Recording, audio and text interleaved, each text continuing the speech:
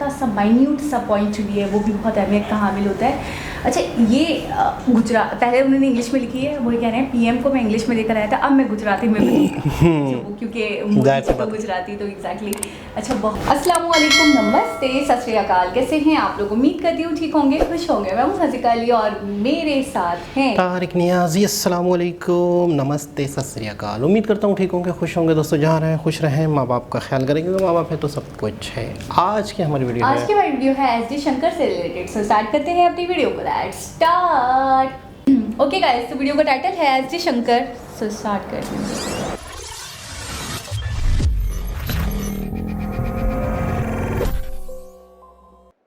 मेरी आशा है कि अगर मुझे किताब लिखने का मौका हो तो अब मैं रामायण को इसी पॉलिटिकल साइंस डिप्लोमेसी साइड से मैं लिखना चाहूँगा।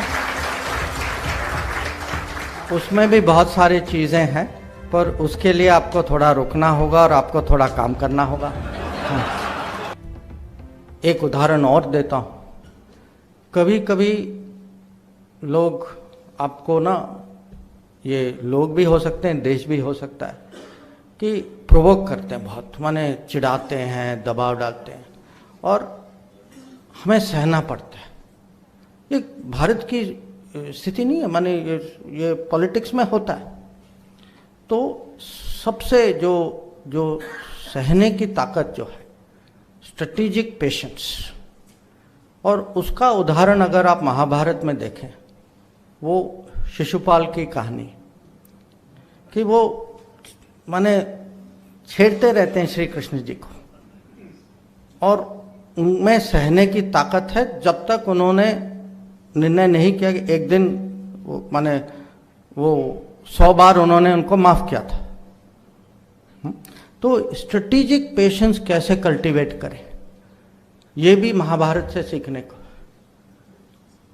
और एक और विषय है कि जब भी आप पॉलिटिक्स माने डोमेस्टिक पॉलिटिक्स में देखें या इंटरनेशनल पॉलिटिक्स में देखें, ये एक दुविधा और है, एथिक्स और टैक्टिक्स, कि जो करना चाहिए माने जो कानून या संस्कृति के हिसाब से करना चाहिए, और जो मजबूरी है। तो ये ज़रूरत भी है, पर कभी कभी इसकी अपनी प्रॉब्लम्स भी हैं। तो ये एथिक्स टैक्टिक्स की जो डुअलिटी जो है, और ये बार बार महाभारत में अलग अलग इसके उदाहरण हैं कि जो बड़े निर्णय जो होते हैं उनकी एथिक्स जो है, कभी कभी उसमें क्वेश्चन मार्क आती है। अब जैसे अर्जुन जो हैं वो शिखंडी को आगे करते हैं, क्योंकि उनको पता है कि मेरे भीष्म के मन में है कि शिखंडी जो हैं औरत हैं, उन पे मैं उनका जवाब नहीं दे सकता हूँ, मैं उन पे कुछ वो चलाने के लिए तैयार नहीं हूँ। या करण से उनका जो आर्मर जो लिया जाता है, उनके जो इयररिंग्स जो लिए जाते हैं, वो भी लिए जाते हैं, जो उनको पता है कि इंद्र आए हैं, ब्राह्मण के रूप में आए हैं, मांगने के लिए आए हैं, वो मना नहीं कर सकते, पर उनको पता है कि ये हैं कौन, और तब भी वो देते हैं। और जो लिया जाता है वो एक किस्म से अन्याय है, पर तब भी किया जाता है। तो ये भी है कि पॉलिटिक्स में कभी कभी, और ख़ासकर जब देश की सुरक्षा या देश के हितों में ये ऐसे सिचुएशंस आते हैं जो बहुत माने ये कठोर निर्णय होते हैं कभी कभी। और जो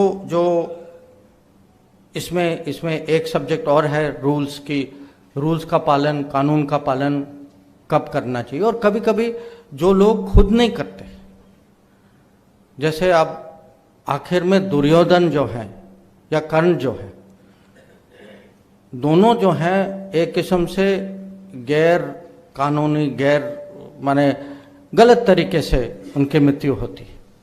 और दोनों जाते जाते उनकी शिकायत है कि आपने जो है रूल्स तोड़ा, कि आपने मारा कि जब मेरे हथियार नहीं हैं और मैं जो है जो अपने जो चैरियट का जो है मैं उसको उठा रहा हूँ। दुर्योधन का है कि आपने मुझे वेस्ट लाइन के नीचे मारा। नहीं, और जो कह रहे हैं वो ठीक है, पर जो खुद जो उनकी अगर व्यवहार देखें तो ये भी देखना है कि पॉलिटिक्स में जो खुद रूल का पालन करते हैं उनका हक होता है कि दूसरों से वो अपेक्षा हो। जो खुद नहीं करते उनके बारे में भी सोचें, और आज की दुनिया के बारे में सोचिए। उससे ज़्यादा मुझे कहने की ज़रूरत नहीं है। और ये भी है कि जो इसका विजय जी ने भी कुछ कहा था कि जो न्यूट्रल लोग जो हैं, और इसमें अलग अलग किस्म के लोग हैं, जैसे शाल्य जो हैं वो लड़ते हैं, कौरव साइड में लड़ते हैं, पर उनके मन में है कि अरे ये मेरे भतीजे हैं नकुल सहदेव, पर मैं तब भी, क्योंकि उनको फंसाया गया था, वो गलत तरीके से वो कौरव उनको थोड़े कंफ्यूज हो गए थे और वो दूसरे साइड में चले गए। तो अंत में जो अगर आपका साथी उसका पूरा मन आपके साथ नहीं है, तो ऐसे साथी का माने हमें भी सोचना चाहिए कि इसका लाभ है या नहीं, क्योंकि अंत में यही जो है ये कर्ण को मरवा देते, कि जो आखिर की लड़ाई जो होती है ये उनके मन में वो कहीं ना कहीं वो कीड़ा डाल देते हैं कि भाई तुम अर्जुन के काबिल हो या नहीं हो, और जानबूझ के करते हैं क्योंकि इनसे मांगा जाता है कि भाई एक चीज़ तो करो हमारे लिए। तो या बलराम जैसे जो कि पूरे युद्ध में बाहर थे और फिर अंत में आते हैं और माने सबको ज्ञान देते हैं, और उस ज्ञान का कुछ फायदा तो होता नहीं है क्योंकि जो होना था वो हो चुका होता है। या रुक्मी हैं जो अपने आप को दोनों पहले यहाँ जाते हैं फिर वहाँ से रिजेक्ट होकर दूसरी तरफ जाते हैं, और दोनों सोचते हैं कि उनकी अहम इतनी ज़्यादा है कि अंत में ना ये लेते हैं ना वो लेते हैं, तो वो एक राजा जो है वो बाहर रह जाता है लड़ाई से। तो जैसे मैंने कहा महाभारत से बहुत कुछ सीखने को है। ये भी है कि कभी कभी कोई ऐसा प्लेयर होता है जिसकी कमिटमेंट इतनी ज़्यादा होती है, माने उसके मन में एक ही लक्ष्य है कि आपको किसी तरीके से नुकसान पहुंचाना है। और महाभारत में ये शुशन होते हैं जो अर्जुन के पीछे पड़ जाते हैं, और क्योंकि उन्होंने अर्जुन को चुनौती दी, उस दिन अर्जुन को वहाँ जाना होता है, और इसीलिए अभिमन्यु की मृत्यु होती है कि कौरव का प्लान ये है कि अभिमन्यु को सुषम के चैलेंज से डाइवर्ट कर दो और फिर युधिष्ठिर को गिरफ्तार करने की कोशिश करो, और युधिष्ठिर को बचाने के लिए अभिमन्यु जाते हैं। तो आप देखिए कि कितना नुकसान सुषम ने अर्जुन को पहुंचाया, और उनकी पुरानी दुश्मनी थी।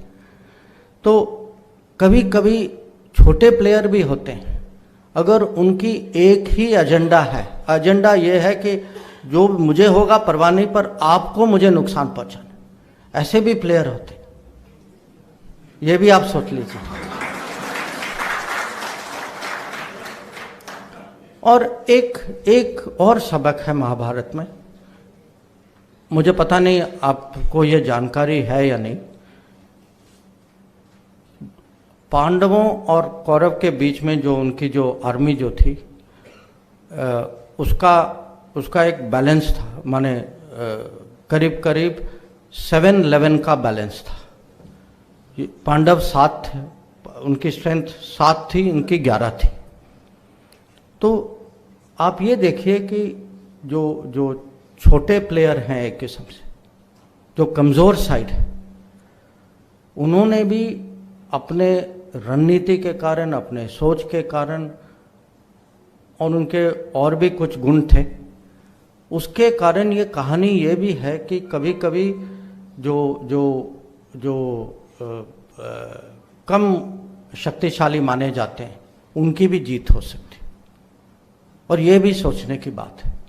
और उसमें यह भी है कि जिनकी रेपुटेशन अच्छी होती, जो हो सकता है कि अगर आप जो इकोनॉमिक या पॉलिटिकल या मिलिट्री मेजरमेंट करें वो अलग बात है, बट जिनकी रेपुटेशन अच्छी होती है, जिनकी ब्रांडिंग अच्छी होती है, जिनके दोस्त होते हैं, जो जिनकी अंडरस्टैंडिंग होती है, जैसे आपने वही उदाहरण जो आपने दिया कि जब श्री कृष्ण पूछते हैं कि मैं अकेला बिना हथियार के आपके साथ आऊँगा या आप मेरी आर्मी ले लो, आप क्या चाहते हैं?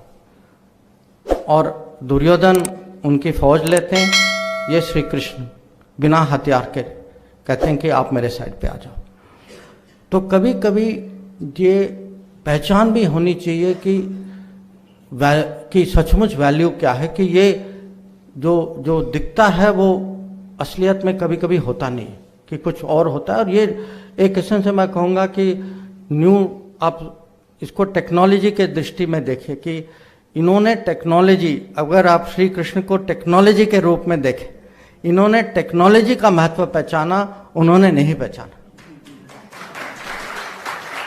तो ये इस चैप्टर में मुझे लगता है अभी तक, क्योंकि मुझे फीडबैक में बहुत इंटरेस्ट है, अभी तक इस चैप्टर में मुझे सबसे अच्छा फीडबैक मिला। और अगर मैं साफ कहूँ, मेरा कमिटमेंट भी सबसे ज़्यादा इस चैप्टर में था। तो मेरी आशा है कि अगले किताब, अगर मुझे किताब लिखने का मौका हो, तो अब मैं रामायण को इसी पॉलिटिकल साइंस डिप्लोमेसी साइड से मैं लिखना चाहूँगा। उसमें भी बहुत सारी चीज़ें हैं, पर उसके लिए आपको थोड़ा रुकना होगा और आपको थोड़ा काम करना होगा। पर आज सचमुच आप सब लोग आए हैं, मैं बहुत मैं अपनी आभार कृतज्ञता मैं प्रकट करना चाहता हूँ आप सब लोगों को। और मेरे लिए बहुत गर्व की बात है कि ये किताब अब आप गुजराती में पढ़ सकते हैं। मैंने अभी तक प्रधानमंत्री को इंग्लिश कॉपी दी है, मैं वापस जाकर अब मैं गुजराती कॉपी। थैंक यू, नमस्कार।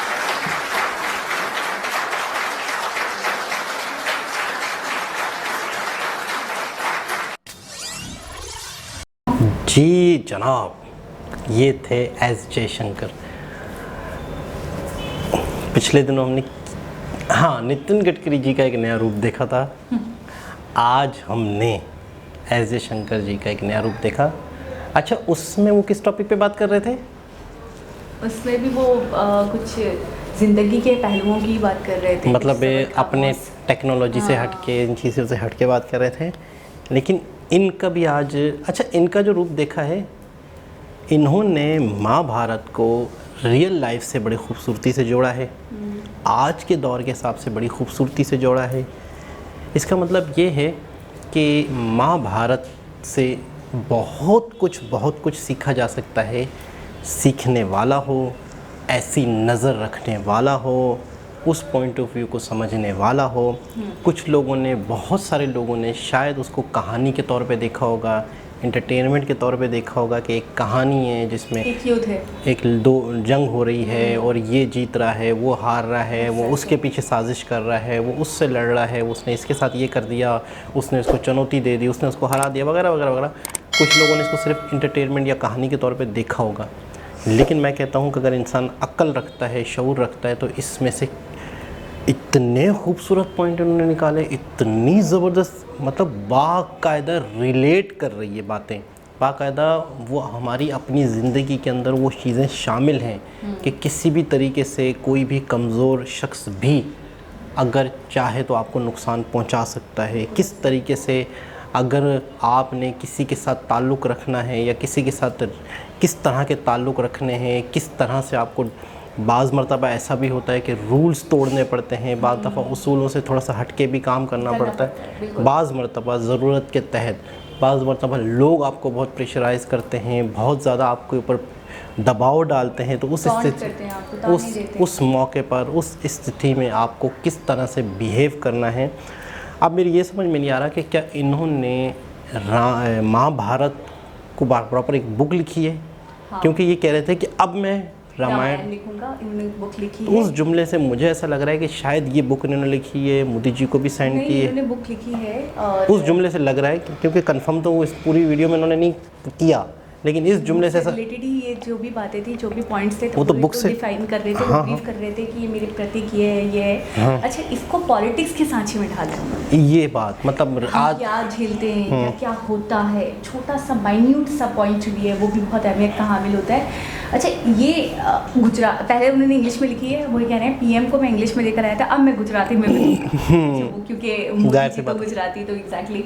अच्छा, बहुत खुश हो रहे थे ये बात भी बताते हुए। मुझे जहाँ तक मैं समझ पाई हूँ 2-3 पॉइंट्स जो मुझे लगता है मैं शायद वाकई महाभारत को समझना हर किसी के बस की बात नहीं है। मतलब इसके लिए शायद आपको बहुत बहुत बहुत बहुत ही ज़्यादा अक्लमंद होने की ज़रूरत है, क्योंकि मैसेज तो हैं लेकिन मैसेज बहुत ढके और छुपे हैं जिनको आपको खुद ढूंढ कर निकालना है। बहुत छोटी छोटी सी बातें, बहुत छोटे छोटे से सबक है जिसको आप नेगलेक्ट करके आगे निकल जाओगे। क्योंकि आपको याद होगा हमने सूर्यपुत्रा पूरी वीडियो देखी थी जिसके अंदर बहुत सारी पॉइंट्स को उजागर किया गया था। उसमें करण के टॉपिक को लेकर बहुत सारी बातें बताई गई थी। और अच्छा, कई बार तो वो कुछ टॉपिक्स पे गए भी नहीं, उन्होंने ये कहा कि बहुत लंबा हो जाएगा, तो क्योंकि हम करण की बात करते हैं तो अभी हम करण की बात करते हैं। तो मेरे दिल में उस वक्त भी तजस्सुस रह गया कि यार काश ये उस वक्त थोड़ा और भी डिटेल में बता देती, थोड़ा और जान लेती। अच्छा, डिफरेंट वीडियोस देखी जिसके अंदर महाभारत के बहुत सारे लेसन्स के हवाले से हमने देखा है, डिफरेंट लेसन्स हैं। आज हमने एस डी शंकर को बताते हुए देखा। अच्छा, जो भी बात ये रिलेट कर रहे थे 100% सही थी और सच थी। और वाकई सिर्फ मैं पॉलिटिशियंस की बात नहीं करती, आम लोग भी अपनी लाइफ में ये चीज़ें देखते हैं। अच्छा, ऐसा होता है, हमारे बड़े बूढ़े जो हैं वो मिसालें भी देते हैं कि अगर चींटी भी आपके पाँव के नीचे आती है ना तो वो भी आपको चबा लेती है, जबकि चींटी क्या है, कुछ भी नहीं है, और आप कितने बड़े हो। तो कभी भी किसी को, इसका मतलब ये होता है कि कभी भी किसी को अंडर एस्टिमेट नहीं करो, कभी कभी किसी को कमतर या कमज़ोर या गिरा हुआ ना समझो। अपने सामने ये नहीं सोचो कि मैं बहुत कुछ हूँ और सामने वाला तो कुछ भी नहीं है और वो मेरा क्या बिगाड़ लेगा या बिगाड़ सकता है। तो ऐसा नहीं है। जब किसी पे वक्त आता है या जब कोई करने की ठान लेता है, इन्होंने भी ये बोला कि कोई अगर दिल में सोच ले, किसी का कमिटमेंट बहुत ज़्यादा पक्का हो, तो फिर वो कुछ भी कर गुजरता है। अच्छा, अभी बैलेंसिंग की भी इन्होंने बात करी कि 7-11 का एक बैलेंस था, वहाँ 7 थे, यहाँ 11 थे। तो मुझे उससे याद आया कि हमारे यहाँ पे भी एक युद्ध हुआ था, एक जंग हुई थी जिसके अंदर मुसलमानों की तादाद बहुत कम थी, 313 थे, और काफिरों की तादाद 1000 थी।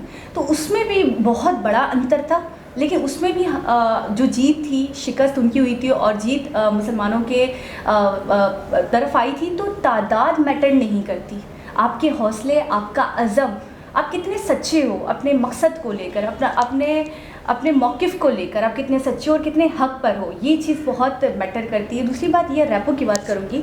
अगर आप अच्छी रैपो शेयर करते हो तो आप जो भी हो उससे फ़र्क नहीं पड़ता। एस डी शंकर भी यही बताने की कोशिश कर रहे थे कि आपका रैपो ही सब कुछ होता है। आप अंडरस्टैंडिंग हो, आप लोगों के मसले मसाइल समझते हो, आपके दिल में दर्द है लोगों का। कहीं पे अगर आप कभी कभी ऐसे देखना कि ऐसा होता भी है कि 2 बंदे हैं, एक बंदा आपके साथ अच्छी रैपो शेयर करता है और एक बंदा कुछ नया है, लेकिन वो आपको फ़ायदे की बात भी कह रहा है कि आपके 10 बच जाएंगे, 10,000 बच जाएंगे, 20,000 बच जाएंगे, आप मुझसे करवा लो, फला काम करवा लो, फला एक चीज़ दे दो। तो आपका दिल नहीं ठुक रहा होता उस बंदे पे। आप बोलते हो यार मैं 10,000 ज़्यादा दे दूँ, लेकिन ये बंदे को मैं जानता हूँ, इसकी रैपो मुझे पता है, इसकी वैल्यू मुझे पता है, इसके ऊपर मेरा ट्रस्ट है, तो मैं 5,000 10,000 का नाम मुँह देखते हुए इसको ही दे दूँ। तो ये चीज़ बहुत अहमियत रखती है कि आप कितनी, आपकी अंडरस्टैंडिंग कैसी है लोगों से, और आप को कितनी वैल्यू देते हैं लोग, और आप लोगों को कितनी वैल्यू देते हो। बिल्कुल ऐसा ही है। लास्ट वाली बात मुझे बहुत ज़्यादा मतलब इंस्पायर कर गई, बहुत ज़्यादा इंस्पायर कर गई कि उन्होंने कृष्णा को टेक्नोलॉजी के तौर पे समझा। मतलब है कि बाज़ मरतबा ऐसा भी होती है कि एक चीज़ बहुत छोटी होती है, बहुत मामूली दिख रही होती है, लेकिन वही सब कुछ होता है। तो आज के दौर में ऐसे भी देश हैं जिनकी ज़मीन में कुछ नहीं उगता, जिनके यहाँ फैक्ट्रियाँ कारखाने नहीं हैं, कुछ भी नहीं है, लेकिन वो टेक्नोलॉजी के दौर पे, टेक्नोलॉजी के बल पे आगे दुनिया पे राज करते हैं। लेकिन देखा जाए तो वहाँ पे कुछ भी नहीं है, बंजर है वो। दिखने का कोई सोर्स, दिखावे की कोई चीज़ नहीं है। यानी कि जो ठोस चीज़ें होती हैं ऐसी कोई चीज़ों से वो नहीं कमा रहे, लेकिन टेक्नोलॉजी से वो कमा रहे हैं, तो उन्होंने उस चीज़ को समझा। और बाज़ दफ़ा मतलब है कि इंसान ऐसा भी होता है कि हम लोग इन चीज़ों को बिल्कुल मामूली समझ जाते हैं, मतलब इग्नोर कर देते हैं कि नहीं यार इससे क्या होना, असल चीज़ तो जो सॉलिड मटेरियल है या जो ऐसी चीज़ें वो हैं। बिल्कुल। अच्छा, रूल्स रेगुलेशन के अक्सर आपको वही लोग बात करते हुए दिखेंगे जो खुद किसी एक रूल को, किसी एक रेगुलेशन को फॉलो नहीं करते। आप अक्सर देखिएगा वही लोग आपको तनकीद करेंगे, वही लोग आप पे बातें बनाएंगे, वही लोग आपको डिग्रेड करेंगे, जी आप तो ये नहीं करते हो, जी आप वो तो नहीं करते हो, जी आपको तो ऐसे चलना चाहिए, असूलों का पाबंद होना चाहिए, कवानीन का पाबंद होना चाहिए। तो यार जब आप फॉलो नहीं करते हो, बहुत बेहतरीन बात है कि जब तक आप फॉलो नहीं करते हो तब तक आप किसी और को कह ही नहीं सकते हो। बिल्कुल ऐसा ही है। बहुत अच्छा लगा, बहुत इंटरेस्टिंग लगा, बहुत हैरान कुन लगा। और अब मज़ीद जो दिल के अंदर जो दिलचस्पी है या कसक है या एक आरज़ू है वो मज़ीद बढ़ती जा रही है रामायण के हवाले से, महाभारत के हवाले से भी, रामायण के हवाले से भी, कि मज़ीद इसको जाने, इसको समझे। पूरी एक आमिर खान के ऊपर आमिर खान एक फ़िल्म बनाने का प्लान बनाया भी था, लेकिन वो फिल्म कहाँ चली गई ये भी नहीं पता चला। महाभारत के ऊपर प्रॉपर एक फ़िल्म, सारा पोस्टर वोस्टर करेक्टर वगैरह आमिर, पूरा बॉलीवुड शामिल था उसमें, लेकिन फिर नहीं आई। मतलब उसके कुछ टीज़र, कुछ ना कुछ पोस्टर वोस्टर लॉन्च हुए, फिर क्या मामलात हुए कि क्यों वो बिल्कुल पेंडिंग में चली गई, बिल्कुल वो रुक गई, उसका फिर कोई जिक्र ही नहीं हुआ। तो ये मज़ीद कोई ऐसी वीडियो वगैरह कुछ लग गई होगी, हो सकता है, हो सकता है, लेकिन ये बहुत बड़े बजट की चीज़ होगी, बहुत बड़ी चीज़ होगी, लेवल की होगी। और शायद ही कोई हो जो ना देखे। मैं तो बोलूँगी दूसरे कंट्रीज़ के लोग भी देखेंगे, जैसे हमें तजस्सुस है, जैसे हमारे दिल में एक ये है कि यार एक एक पॉइंट, एक एक लेसन पता चले हमें। अच्छा, मूवी के तौर पे अगर आप देखते हो ना किसी चीज़ को, तो आप जल्दी ज़हन नशीब भी कर लेते हो, क्योंकि बॉलीवुड जो है वो हमें बहुत जल्दी हज़म होता है, बहुत ज़्यादा रिलेट करती है पूरी दुनिया इससे, याद भी रख। तो अगर महाभारत बॉलीवुड में बनती है, आमिर खान ना बनाए, कोई भी और बना ले, हाँ। लेकिन ये है कि मैं समझता हूँ कि मतलब बहुत ज़्यादा, बहुत बड़ी होगी। पहले तो ये नॉर्मल फिल्म नहीं होगी, नहीं, टाइम ड्यूरेशन के हवाले से भी, और बजट भी इसका बहुत है। एक और बात है, ऐसा नहीं है, ज़रूरी नहीं है कि मूवी में सब कुछ दिखाया जाए, पार्ट्स भी बन सकते हैं। तो मूवी ना रहेगी ना, वो 2 पार्ट्स होंगे, तीन पार्ट्स होंगे, लेकिन बहुत बड़ी मूवी होगी जिससे पार्ट्स होंगे, जाहिर सी बात है। तो और बजट भी बहुत बड़ा होगा। और मतलब अगर ये बनती है तो मैं कहता हूँ हर वो शख्स, खास तौर पे जो मतलब है कि जिन्होंने बिल्कुल भी नहीं देखा महाभारत, तो वो भी बहुत अच्छे तरीके से रिलेट कर। पहली बार मैं किसी मूवी के बारे में बोलूँगी कि शायद ये मूवी बनेगी तो पता नहीं कितनों का भला हो जाएगा। बिल्कुल ऐसा ही है, मतलब सीखने को मिलेगा, से एक रास्त मिलेगा, कितनों को, कितनी की ज़िंदगी संवर जाएगी, कितनों को पता चल जाएगा कि हमें ज़िंदगी को कैसे गुजारना है। बिल्कुल ऐसा ही है। तो बहुत ही ज़बरदस्त वीडियो, बहुत हैरान कौन। दोबारा किसी और आपसे मुलाकात होगी, जब तक के लिए अल्लाह हाफ़िज़।